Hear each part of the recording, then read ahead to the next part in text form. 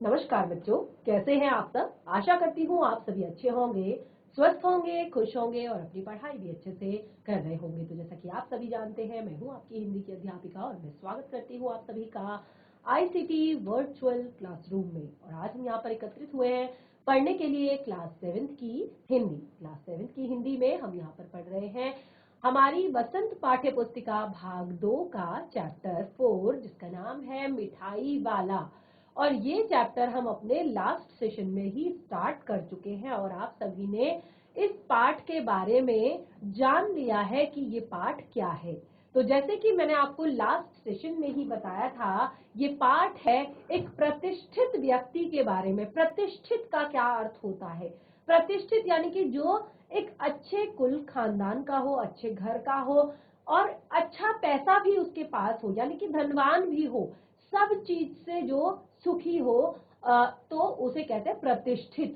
तो एक ऐसे प्रतिष्ठित व्यक्ति के बारे में है जिसके असमय ही पत्नी और बच्चों की मृत्यु के बाद उसका जो मन होता है, एक तरह से वो अंदर से टूट जाता है और अपने ही उस मन को बहलाने के लिए वो अलग अलग तरह से, कभी मिठाई वाला, कभी खिलौने वाला, कभी बांसुरी वाला बनकर लोग बच्चों के बीच में जाता है और उन बच्चों की खुशी में अपने आप को खुश रखने की कोशिश करता है।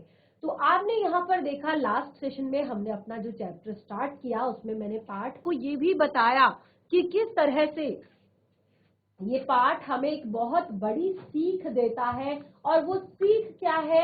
देखिए, सीख यहाँ पर ये है कि सबसे पहले देखिए, हम रास्ते में जब चलते हैं, जब आप स्कूल से घर जाते हैं या घर से स्कूल आते हैं, दिखाई देते हैं अलग अलग काम करते हुए लोग दिखाई देते हैं। कभी आपको कोई सब्जी वाला, कोई ठेली वाला, कोई मोची या कोई जो आपका एक तरह से फेरी वाला दिखता है। और खास तौर पर फेरी वाले जो आते हैं, गांव में आपने देखा होगा फेरी वाले आते हैं, शहर में भी आते हैं। कोई कपड़े लेकर आता है, कोई खिलौने लेकर आता है, कोई गुड़िया के बाल लेकर आता है, कोई अलग अलग चीजें बच्चों के लिए, कोई आइसक्रीम लेकर आता है। तो जब हम देखते हैं इन जो बेचने वाले लोगों को या आपने आसपास जो चीजें बेचने वाले लोग आते हैं, तो क्या होता है कि हम अपने आप से अंदाजा लगा लेते हैं। लेकिन हर बार ये अंदाजा सही नहीं होता, क्योंकि हमें नहीं पता कि वो आदमी इस काम को अपनी खुशी से कर रहा है, अपनी किसी मजबूरी से कर रहा है, या पैसे की वजह से कर रहा है, या क्यों कर रहा है। हमें नहीं पता कि वो इंसान इस काम को क्यों कर रहा है। तो इसीलिए हमें किसी भी इंसान के बारे में कभी भी बिना सोचे समझे अपनी राय नहीं बनानी चाहिए अपने आप से कि अरे ये तो ऐसा है, ऐसा क्यों है, उसकी क्या मजबूरी है, क्या रीजन है, या उसको उस काम में खुशी मिलती है। तो ये सारी चीजें हमें सोचनी है। तो यहाँ पर हमें सबसे बड़ी सीख मिलती है कि इस पाठ में एक पिता जो होता है वो अपने बच्चों के प्रति, जो पिता के का अपने बच्चों के प्रति जो प्रेम भाव है उसको दर्शाया है। और उससे हमें ये सीख देने की कोशिश की है कि हमें बिना दूसरों के बताए, यानी कि बिना कभी हम इस इंतजार में ना रहे कि जब ये कहेगा तभी हम इसकी मदद करेंगे, या जब ये कहेगा तभी हम इससे बात करेंगे। तो आपको भी अपनी तरफ से बात करनी चाहिए और दूसरों की प्रॉब्लम, दूसरों की समस्याएं, दूसरों के जो दुख है उनको शेयर करने के लिए आपने सोचना चाहिए। और अपने मन से किसी के बारे में राय नहीं बनानी चाहिए, यानी कि आपने किसी से उनका हाल चाल तो नहीं पूछा, किसी से उनके दुख के बारे में तो नहीं पूछा, किसी से वो रीजन तो नहीं पूछा, वो कारण तो नहीं पूछा, लेकिन आपने राय बना ली पहले ही। तो ये नहीं करना है। और क्या पता किसी को हमारी जो पूछी हुई बात है उससे अपनेपन का एहसास हो जाए। कई बार क्या होता है, कुछ लोग जो है अपनी समस्याएं अपने मन में दबा कर रखते हैं, अपनी प्रॉब्लम्स अपने मन में दबा कर रखते हैं। उन्हें लगता है कि कोई ऐसा इंसान शायद इस दुनिया में नहीं है जो मेरी प्रॉब्लम को समझ पाए, मेरी समस्या को समझ पाए। तो इससे क्या होगा, इससे वो इंसान और भी ज्यादा दुखी होता जाएगा, और भी ज्यादा अंदर से घुटता जाएगा। लेकिन अगर आप सामने से पहल करो, आप पूछो कि भैया आपको क्या प्रॉब्लम है, आपको क्या समस्या है, क्या हालचाल है आजकल आपके, तो इससे ना तो आपको कोई फर्क पड़ेगा, लेकिन उस इंसान की प्रॉब्लम जो है थोड़ा सा एक तरह से कम हो जाएगी, उसको कोई सॉल्यूशन मिल जाएगा, उसका दुख थोड़ा सा बट जाएगा। तो देखिए यहाँ पर हमने अपने लास्ट सेशन में काफी सारी चीजें पढ़ी थी मिठाई वाले के बारे में, कि किस तरह से जो एक बार क्या होता है कि शहर में, एक नगर में बहुत सारे खिलौने की एक पेटी लेकर एक खिलौने वाला आता है, जो एक ऐसा मंत्र मुग्ध कर देने वाला गीत गाते हुए ये कहता है कि बच्चों को बहलाने वाला खिलौने वाला, बच्चों को बहलाने वाला खिलौने वाला। और इस आवाज को सुनकर सारे बच्चे आकर उसके चारों तरफ इकट्ठे हो जाते हैं, चारों तरफ एकत्रित हो जाते हैं।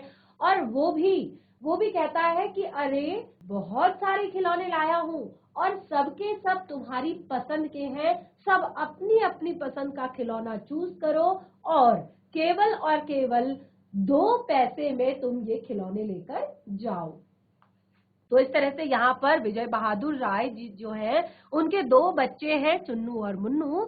दोनों बच्चों की माँ जो है रोहिणी के लिए खिलौने खरीदती है और एक तरह से अपने बच्चों के लिए खिलौने खरीद कर जब वो देखती है ध्यानपूर्वक उनका खेल, तो अंत में अपने बच्चों को बुलाकर उनसे पूछती है कि ये खिलौने तुमने कितने में खरीदे? तो बच्चे कहते केवल 2 पैसे में। तो उसको समझ नहीं आती बात। जैसे मैंने आपको बताया था कि माँ बाप को बहुत जल्दी डाउट भी होता है इस चीज में कि कोई इंसान इतना सस्ता कैसे दे सकता है, क्योंकि बच्चों को आजकल मैंने आपको बताया बच्चों को भ्रमित करने के लिए लोग कई बार, जो बहुत छोटे बच्चे होते हैं, कि बच्चा आप चॉकलेट ले लीजिए या हम आपको आपका फेवरेट टॉय दिलाएंगे, आप हमारे साथ चलिए, इस तरह करके बहुत सारी जो घटनाएं हैं एक तरह से बच्चों के साथ हो रही है।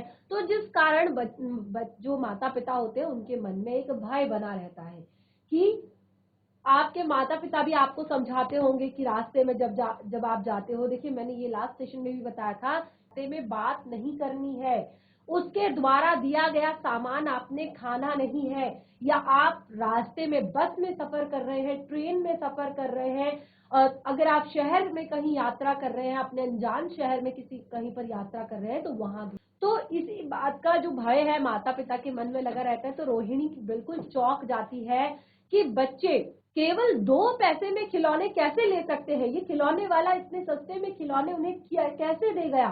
तो ये सारी बात उसे समझ में नहीं आ रही थी कि खिलौने बेचने वाला कम दामों में उन्हें खिलौने क्यों बेच कर गया। तो अब 6 महीने जब बीत चुके थे, तो लेखक फिर से यहाँ पर दूसरी घटना का एक तरह से जिक्र करते हैं, दूसरी घटना के बारे में बताते हैं।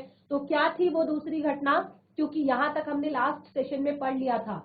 जीआईसी कुंभी चौड़, क्या बच्चे आप सुन पा रहे हैं? यस, फटाफट माइक लेंगे। क्या थी वो दूसरी घटना? Good afternoon ma'am. Very good afternoon. क्या थी बच्चा वो दूसरी घटना जो 6 महीने बाद? मैम मुरली वाला आया था। यहाँ जो हमने सेशन पढ़ाया था उसे सुना था? Very good. Yes ma'am. बच्चे डरिएगा नहीं, बिल्कुल आराम से बात कीजिए, कोई डरने की बात नहीं है। बहुत अच्छा आंसर आपने दिया कि 6 महीने बाद जो घटना थी मुरली वाले की। चलिए बैठ जाइए, बहुत अच्छे। चैप्टर भी ज्यादा इंटरेस्टिंग है, लास्ट में आपको बहुत सारी चीजें यहाँ पर समझने को मिलने वाली है। तो 6 महीने बाद एक यहाँ पर घटना हुई, घटना का जिक्र हुआ कि पूरे नगर में 2-4 दिनों से एक मुरली वाले का समाचार फैला हुआ था और एक तरह से लोग ये तक कहने लगे थे कि मुरली बेचने वाला मुरली बजाने में बहुत ज्यादा प्रवीण है, बहुत ज्यादा माहिर है, यानी कि उसकी मुरली की धुन बहुत ही ज्यादा अच्छी थी और उसकी धुन सुनकर ही लोग उसके पास दौड़े चले आते थे, खास तौर पर बच्चे। तो मुरली वाला जो है वो बच्चों को, लोगों को गाना सुनाकर मुरलियां बेचता था और केवल 2-2 पैसे में। तो यहां तक कि अब देखिए उसने खिलौने भी, जब पहले खिलौने वाला आया था एक, तो उसने भी 2-2 पैसे में खिलौने बेचे थे। अब मुरली वाला आया है तो वो भी 2-2 पैसे में मुरलियां बेच रहा है। तो ऐसे में क्या मिलता होगा उसे 2-2 पैसे में मुरली बेचकर? सोचिए कि अगर आज के समय में, चलिए 2 पैसे की बात नहीं करते, अगर मैं आज के टाइम की बात करूं जहां पर एक बांसुरी, एक मुरली जो है 50 से 100 रुपए की आती है, तो अगर मुरली वाला उसे 5 रुपए में देता है या 2 रुपए में देता है, तो क्या मिलेगा उसे 5 रुपए में एक मुरली को बेचकर या 2 रुपए में एक मुरली को बेचकर? तो बिल्कुल वही था कि 2-2 पैसे में मुरली बेचकर उसे क्या मिलता होगा, और इतना तो उसकी मेहनत का पैसा भी उसे नहीं मिलता होगा। जितना वो घूमता है, आवाज लगाता है, जितनी वो मेहनत करता है, जितनी उसकी लागन एक तरह से जितनी है, यानी कि जितने में वो मुरलियों को बनाता है, उतना भी उसको शायद नहीं मिलता होगा। लेकिन हर दिन नगर की प्रत्येक गली में उसका वह नशीला, मन को मोहने वाला कोमल स्वर सुनाई पड़ता था कि बच्चों को बहलाने वाला, मुरलियों वाला। तो जब रोहिणी ने ये बात सुनी तो उन्होंने भी अपने जो पति थे उनके, विजय बाबू जो थे, उन्होंने कहा कि उस मुरली वाले को बुला लाओ, चुन्नू मुन्नू के लिए मुरली खरीदनी है। और मुरली वाले की आवाज सुनकर बच्चों का झुंड जो है फिर से हड़बड़ाहट से, जल्दीबाजी से भागते हुए ऐसे आए कि किसी की टोपी गिर गई गली में, किसी का जूता पार्क में छूट गया, किसी की सोथनी यानी कि पैजामा ही ढीला होकर लटक गया। तो इस तरह से बच्चों, किसी भी बच्चे ने इस बात की कोई परवाह नहीं की कि मेरी टोपी कहाँ जा रही है, मेरा जूता कहाँ जा रहा है, या मेरा पजामा कहाँ जा रहा है। तो इस तरह से वो दौड़ते दौड़ते मुरली वाले के पास पहुंचे।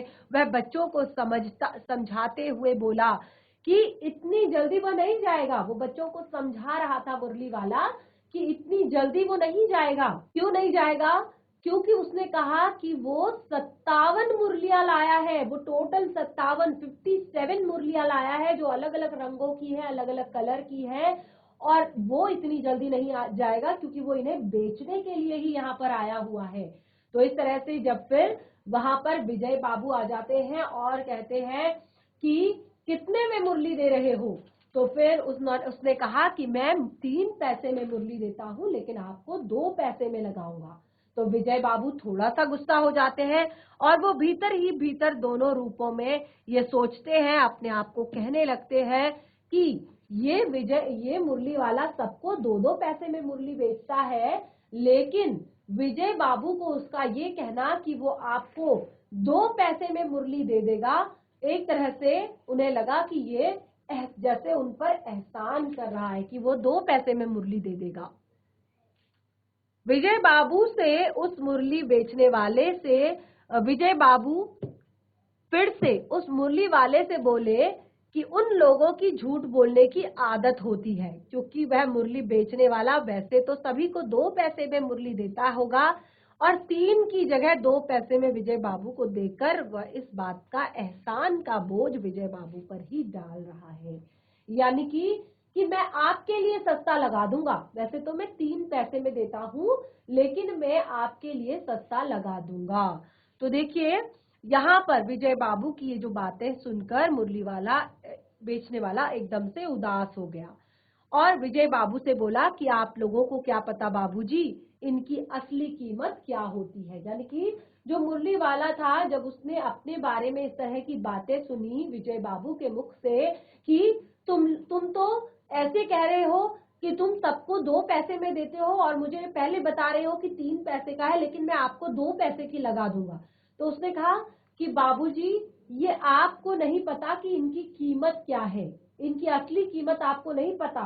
कहने का तात्पर्य ये है कि जब आप किसी भी चीज को बाजार से लेते हैं तो उसका वही मूल्य नहीं होता। यानी कि आप जो चीज बाजार से खरीदते हैं उसका वही मूल्य नहीं होता, मतलब उसका रियल मूल्य वो नहीं होता जो उस चीज का निर्माण करने वाले ने तय किया हो, क्योंकि उस चीज को दुकानदार तक पहुंचाने में कई जगहों से गुजरना पड़ता है।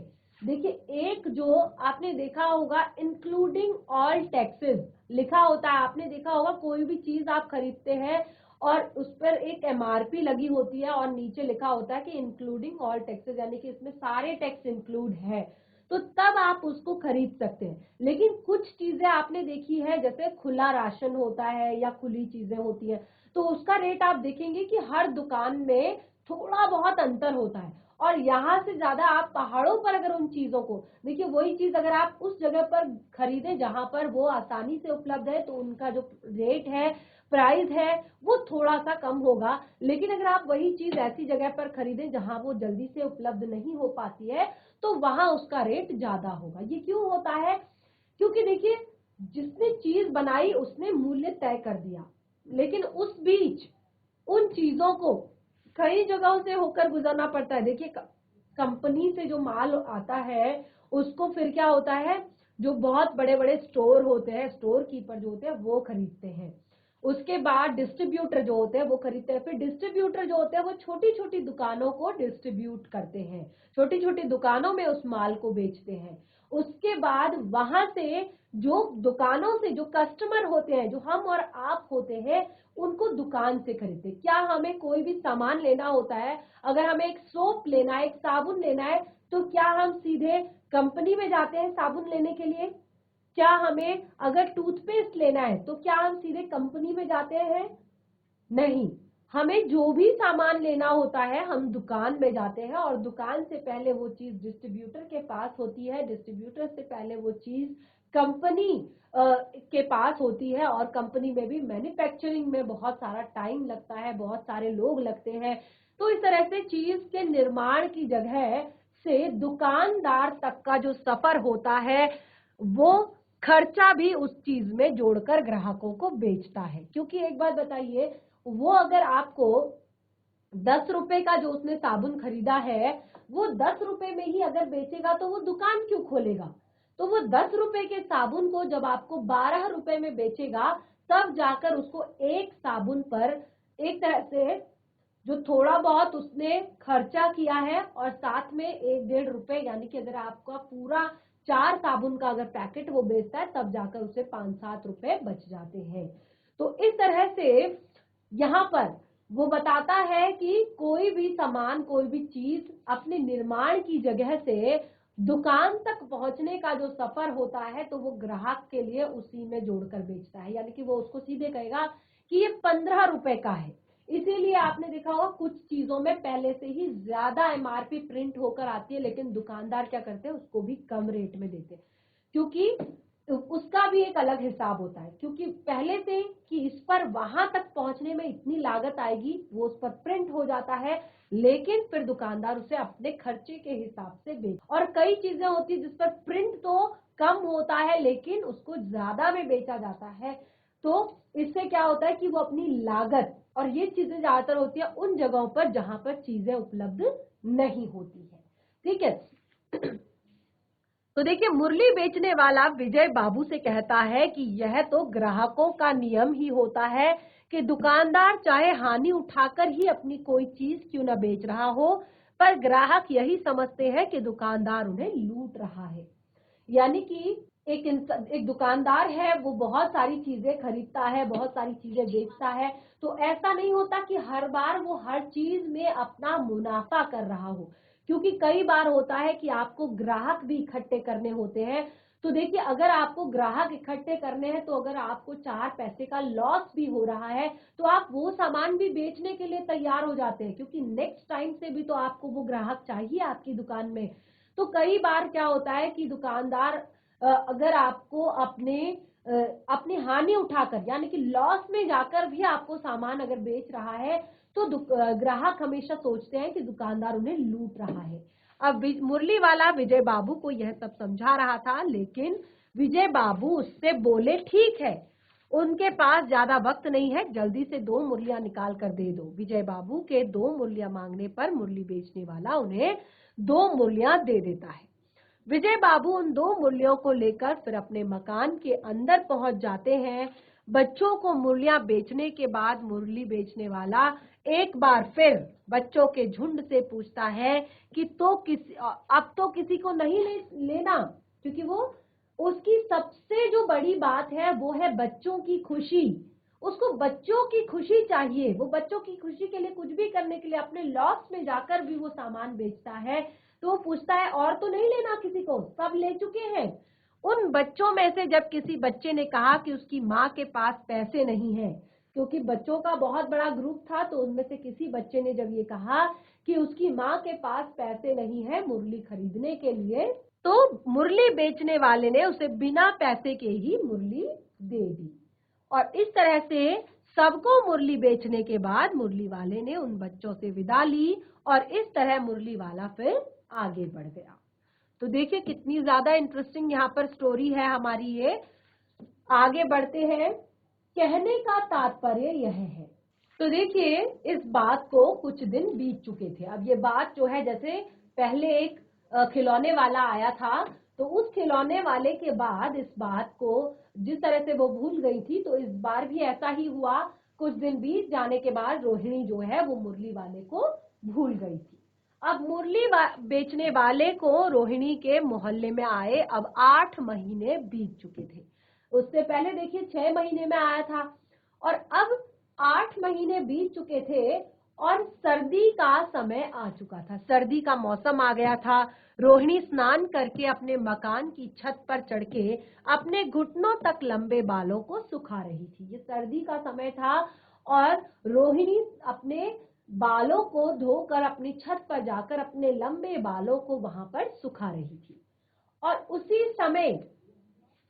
उसी समय नीचे की गली से रोहिणी को किसी के शब्द सुनाई पड़े कि बच्चों को बहलाने वाला मिठाई वाला। देखिए उसी समय रोहिणी के कानों में कुछ शब्द पड़े। वो शब्द थे बच्चों को बहलाने वाला मिठाई वाला। मिठाई बेचने वाले के वो शब्द रोहिणी के लिए जाने पहचाने थे। मिठाई वाले के मुंह से जो वो शब्द निकल रहे थे वो रोहिणी के लिए जाने पहचाने थे। उन शब्दों को सुनकर झट से रोहिणी छत से नीचे उतर आई। उन शब्दों को जब रोहिणी ने सुना तो वो झट से नीचे उतर आई और उस समय रोहिणी के पति विजय बाबू मकान में नहीं थे। उस समय जो रोहिणी के पति थे विजय बाबू, वो मकान में नहीं थे, घर पर नहीं थे। घर पर केवल उनकी जो बूढ़ी दादी थी, बूढ़ी दादी और रोहिणी ही घर पर थी, विजय बाबू घर पर नहीं थे। तो इस तरह से रोहिणी ने दादी माँ के पास आकर बोला। रोहिणी दादी माँ के पास आई और बोली, दादी चुन्नू मुन्नू के लिए मिठाई लेनी है। उन्होंने बोला के लिए मिठाई लेनी है, जरा उस मिठाई वाले को बुलाकर कमरे में चलकर ठहराओ, यानी कि उसे गली से अंदर बुलाओ और कमरे में ठहराओ। मिठाई वाले की आवाज जो है जानी पहचानी लग रही थी, तो उसने कहा कि इसको बुलाकर कमरे में ठहराओ। और इस तरह से रोहिणी ने और कहा कि वह उधर नहीं जा सकती। उसे डर था कि कहीं कोई ना आ जाए, क्योंकि जैसे मैंने आपको शुरुआत में बताया था कि वहां पर क्या था, पर्दा प्रथा थी, यानी कि बाहर से कभी भी कोई भी आता था तो उससे इस तरह से फेस टू फेस बात नहीं की जाती थी, हमेशा पर्दा करके बात की जाती थी। तो उसने कहा कि आप उसे कमरे में बुलाओ, और क्योंकि मैं वहां नहीं आ सकती, क्योंकि ऐसा उनके वहां पर रिवाज नहीं है, तो वो दरवाजे के पीछे छुप गई, क्योंकि वहां पर उस दौर का जो पर्दा प्रचलन था वो हमें बिल्कुल स्पष्ट यहाँ पर दिखाई दे रहा है। देखिए उन्होंने दादी माँ से कहा कि वह जरा हटकर ऐसी वस्तु के पीछे छिप जाएंगी सामने मिठाई वाला, ताकि उसे देख नहीं पाएगा, यानी कि वो पर्दे के पीछे छिप जाएंगी ताकि मिठाई वाला उन्हें देख ना पाए। और क्योंकि वो चुन्नू मुन्नू के लिए मिठाई लेना चाहती थी तो वह स्वयं न जाकर दादी माँ को मिठाई वाले के पास भेजती है, क्योंकि उनके पति जो है वो घर पर नहीं थे, तो उन्होंने दादी माँ को मिठाई वाले के पास भेजा और खुद पर्दे के पीछे छिपकर ये सारी चीजें देखती रही। क्योंकि मिठाई बेचने वाला एक अनजान आदमी था और अपने पति के अलावा किसी अन्य आदमी के सामने जाना पर्दा प्रथा को ही दर्शाता है। और उस टाइम पे अपने पति के अलावा या अपनी फैमिली के अलावा, अपने परिवार के अलावा जब घर से बाहर निकला जाता था या दूसरे लोगों के सामने जाया जाता था तो उस टाइम पे घूंघट निकाला जाता था, पर्दा किया जाता था, उनके सामने नहीं जाया जाता था। तो उस टाइम पे वो खुद ना जाकर मिठाई लेने वो दादी माँ को भेजती है। तब लेखक कहते हैं कि रोहिणी की बात सुनकर दादी माँ उठकर कमरे में आकर बोली, ए मिठाई वाले इधर आना। मिठाई वाला दादी माँ के निकट आ गया और अपनी मिठाइयों के बारे में बताता हुआ बोला कि कितनी मिठाई दूं माँ, कितनी मिठाई दूं आपको। तो इस तरह से पैसे की 16 देता हूं, यानी कि 1 पैसे की 16 मिठाइयां। दादी माँ मिठाई बेचने वाले से बोली, 1 पैसे की 16 मिठाई तो बहुत कम होती है, कम से कम 25 मिठाई तो दे दो। आपने देखा होगा कि महिलाओं की ज्यादातर आदत होती है, या कहीं पर वो सब्जी खरीद रही है या कोई भी सामान खरीद रही, अरे भैया थोड़ा ठीक ठीक तो लगाओ, अरे भैया इतने में नहीं, इतने में दे दो। तो इस तरह से दादी माँ भी कहती है कि 1 पैसे में 16 तो बहुत कम है, कम से कम 25 मिठाइयां तो दो। तो इस तरह से हमने यहाँ पर अपने पाठ में एक मुरली वाला, एक खिलौने वाले के विषय में पढ़ लिया है, और अब यहाँ पर मिठाई वाले के बारे में पढ़ना बाकी है, और साथ ही मिठाई वाले के जीवन से जुड़ा हुआ रहस्य भी हमें यहाँ पर समझ में आने वाला है। उसके लिए हमें अपने नेक्स्ट सेशन में इस पाठ को पढ़ना होगा। तो आज आपने जितना भी पढ़ा है उसको घर पर रिवाइज करें। और देखिए, आप लोग में से बहुत सारे बच्चे जो है रिस्पॉन्स नहीं करते हैं, तो वो इसीलिए नहीं करते क्योंकि उन्हें नहीं पता कि क्या हो रहा है। तो जब तक आप घर पर जाकर रिवाइज नहीं करेंगे तो आपको समझ नहीं आएगा हम क्या पढ़ रहे हैं। तो हमारा जो चैप्टर है मिठाई वाला, इसको घर पर रिवाइज कीजिए, बाकी के टॉपिक को कंटिन्यू करेंगे अपने नेक्स्ट सेशन में। तब तक के लिए धन्यवाद। आपका दिन शुभ हो।